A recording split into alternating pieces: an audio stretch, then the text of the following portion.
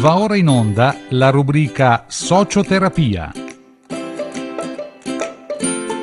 a cura della dottoressa Laura Sossi.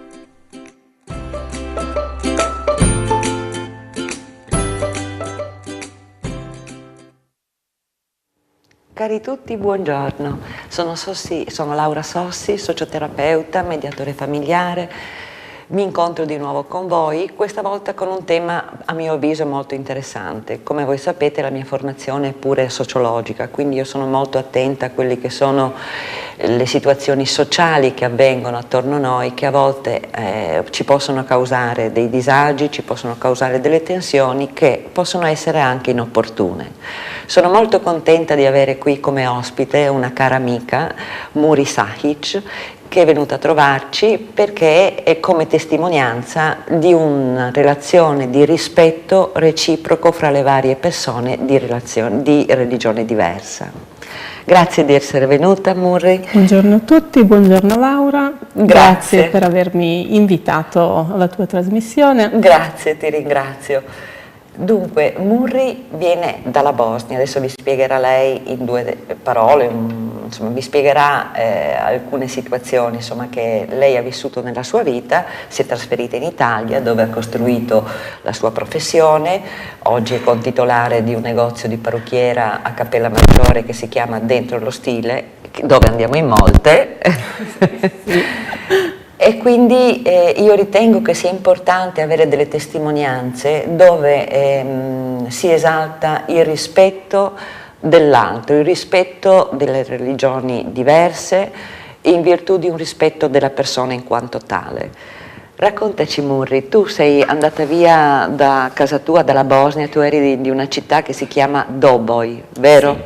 Sì. Sei andata via da piccola? Sì, io mi sono ritrovata circa all'età di 5 anni a dover fuggire fondamentalmente da casa mia, a dover scappare, non per scelta, ma per necessità, appunto. Per motivi di guerra? Per motivi di guerra, ci siamo ritrovati coinvolti in una guerra e siamo dovuti scappare. E i miei genitori di conseguenza hanno perso fondamentalmente tutto, il proprio lavoro, la propria casa, i propri ricordi e quindi siamo fuggiti. Fortunatamente siamo riusciti a scappare in un paese come l'Italia dove ci siamo instaurati, è diventata una seconda casa per noi. Io sono cresciuta qua, è diventata appunto la mia seconda casa e ho i miei ricordi qua, la mia infanzia qua e ho vissuto la mia vita qua e quindi l'Italia è diventata una seconda casa, patria, una seconda patria per me, esatto. Posso tranquillamente dire che ho due patrie, una è la Bosnia e l'altra è l'Italia. Non hai comunque dimenticato le tradizioni, gli usi, i costumi della tua famiglia, di com'era una volta nella tua terra d'origine? Cioè è rimasta dentro di te, c'è sempre nella persona, vero? Comunque determinate tradizioni o usi o costumi che tu devi aver vissuto nella tua famiglia, no? Nella tua città di origine. Certo, assolutamente sì, sebbene io fossi molto piccola quando sono venuta in Italia, i miei genitori ci hanno sempre tenuto molto al fatto che io imparassi la lingua, ricordassi le mie tradizioni, occasionalmente appena ho modo torno anche nella mia terra perché comunque casa non si dimentica mai, il luogo in cui si è nati non si dimentica mai e ci si sente in qualche maniera parte di quel luogo, ci si sente in qualche maniera anche in dovere verso quel luogo e quindi ci ho sempre tenuto nella mia vita a rispettare le tradizioni di questo paese che sono diventate pian pianino anche le mie tradizioni, così come non ho dimenticato di rispettare le mie tradizioni di patria, quindi ci tengo molto a mantenere, a portare avanti entrambe le cose. Perché a tuo avviso in un tempo in cui per anni, decenni, nella Bosnia come negli altri regioni, chiamiamo stati che poi sono diventati, c'era una convivenza pacifica, rispettosa dei vari gruppi anche religiosi, no? Certo. Perché ricordiamo che tu sei di religione musulmana, no? Quindi, certo. e c'era questo rispetto reciproco con le religioni cristiane, ortodosse, e poi a tuo avviso, senza entrare adesso nei particolari del perché e come, ma perché poi c'è stato questo artrito, questo odio, da cosa è dipeso? Non credo dalle popolazioni, bensì credo forse dai voleri politici, no? Assolutamente sì, a mio avviso, sebbene io fossi, ripeto, molto piccola, però comunque ricordo la realtà dell'epoca così come vedo anche la realtà di oggigiorno.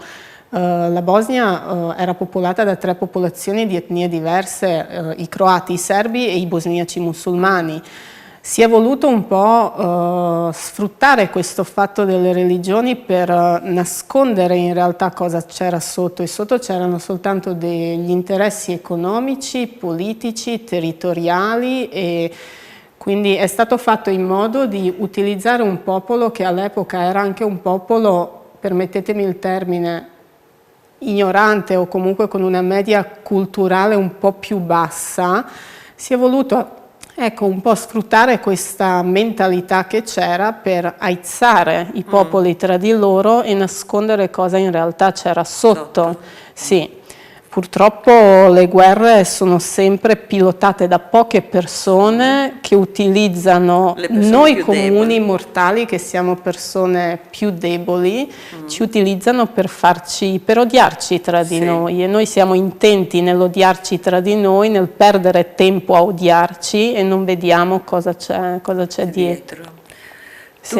Tu oggi hai un compagno che è di una religione diversa dalla tua, no? Sì. Come sai, io tratto il rapporto di coppia, scusate, il rapporto di coppia, la mediazione familiare. Com'è il tuo rapporto con il tuo ragazzo, il tuo compagno, essendo voi di religioni diverse? Vi siete integrati, ma integrati, come dicevo sempre, per me la parola integrazione è una parola populista, è quello che viene usata oggi dai politici, da tutti che parlano di integrazione. Io personalmente non credo nell'integrazione, credo nel rispetto dell'altro, perché giustamente noi possiamo apprendere quando andiamo in stati diversi, con usi diversi. Se abbiamo l'umiltà di metterci in discussione, possiamo imparare anche delle cose nuove che ci possono aiutare, perché stare con altri popoli significa imparare anche molto, no? Ciò non toglie che giustamente dobbiamo mantenere le nostre radici, non rinnegarle e non fare in modo che queste vengano dimenticate. Allora, in virtù di questo, è giusto che ci sia un rispetto anche fra persone di religioni diverse, persone che comprendono, pur avendo un altro percorso religioso, diciamo, o di usi e costumi della propria famiglia, che comprendano il sentire dell'altro. Nel tuo rapporto con il tuo compagno, questo è stato un problema, la diversità di religione, oppure è un qualcosa che voi vi siete compresi, rispettati, accettati? Ma nel rapporto mio con il mio compagno, che è un compagno italiano di religione, quindi diversa dalla mia, non ho avuto sinceramente grossi problemi in merito alle diversità religiose, come non ho grossi problemi a rapportarmi con nessuno dei miei amici, dei miei conoscenti. Io sono fermamente convinta che ognuno di noi è libero di credere in ciò che vuole, l'importante è portare rispetto verso il prossimo. Credo che non ci sia nulla di più bello nel sederci a tavola insieme e festeggiare il tuo Natale, la tua Pasqua come il mio Ramadan, festeggiarlo tutti insieme, ma per il piacere di stare insieme, per il piacere di conoscere gli usi, i costumi, le tradizioni culturali dell'altro, anche le tradizioni religiose, perché no? Io mi sono ritrovata diverse volte nella mia vita a dover entrare in una chiesa, cosa che ho fatto volentieri. Ho pregato anche il mio Dio nella chiesa, perché è un luogo di culto, perché è un luogo di culto per tanti miei conoscenti, ed è un luogo di culto comunque anche per me, per avvicinarmi a quello in cui io credo. Quindi non c'è, secondo me, Nulla di più bello nel condividere le nostre conoscenze, i nostri usi, i nostri costumi, i nostri piatti tipici, certo. tutto, perché no? L'importante è portare rispetto verso le tradizioni altrui e l'importante è che le tradizioni altrui non vadano ad annullare in qualche maniera le nostre. Sì.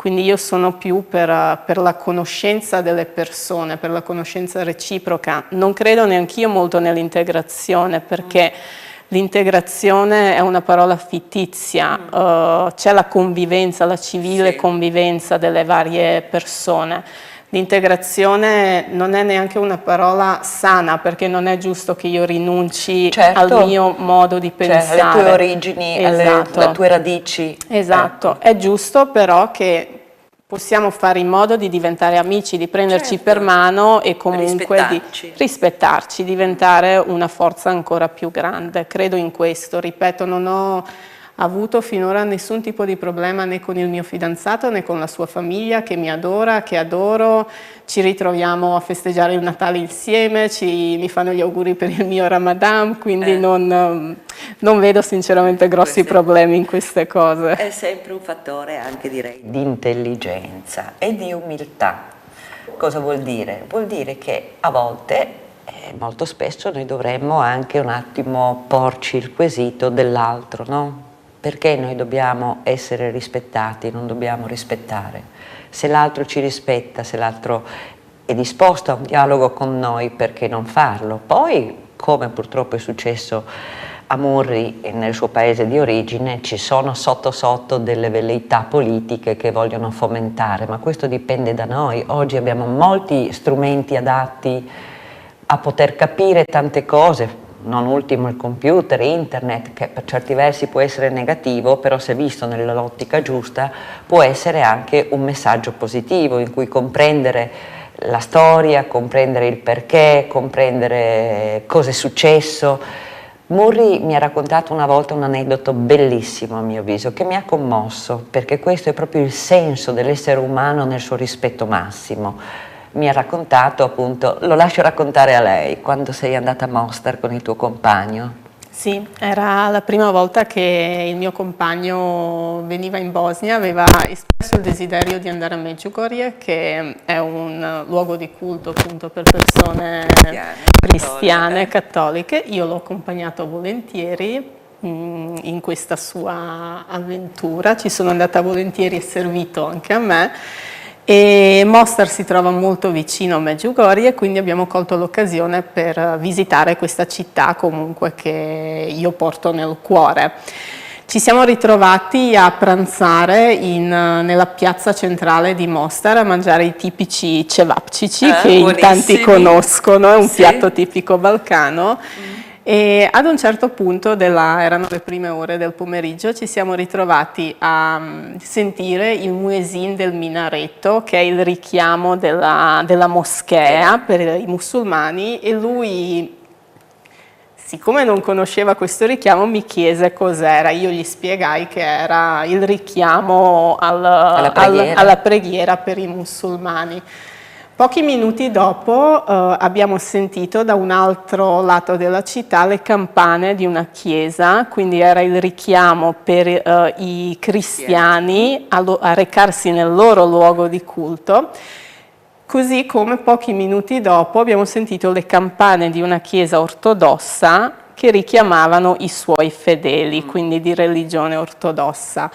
Per me questa è stata una cosa che mi ha riempito il cuore, perché ero seduta in mezzo a una piazza e sentivo da diversi angoli della città, sentivo questi tre luoghi di culto che in qualche maniera con rispetto reciproco richiamavano i propri fedeli al proprio luogo di culto. È una cosa che mi ha riempito il cuore, perché era talmente sincronizzata bene questa cosa che mi metteva gioia, sentire a destra una campana, a sinistra il muezzin, una cosa che mi è piaciuta molto e che vorrei fosse così. Io ripeto, mi piace guardare l'individuo umano non per la propria religione, per il proprio colore di pelle, per dove va a pregare, se va a pregare, perché ci sono anche persone che non credono, Non mi piace valutare le persone per questo, ma mi piace rispettare l'individuo e mi piace, esatto, mi piace conoscere l'individuo e conoscere la bellezza delle persone, di qualsiasi credo esse siano.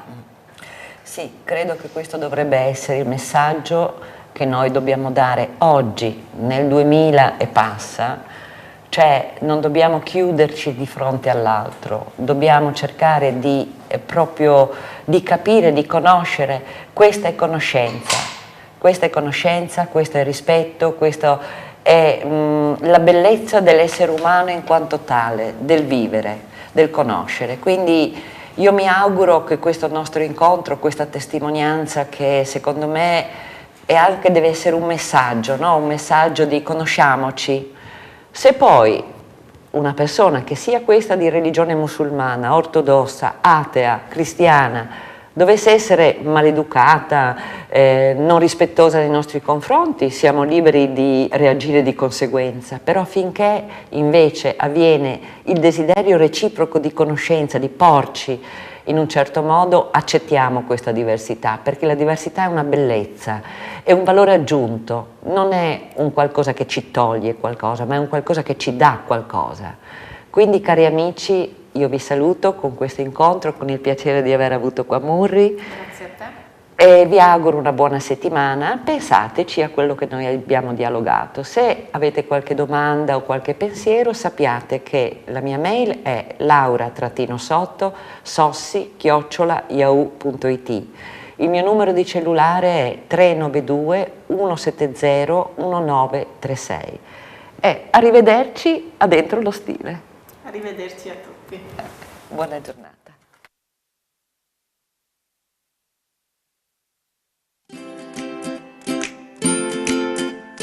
Avete visto ed ascoltato la rubrica Socioterapia, a cura della dottoressa Laura Sossi.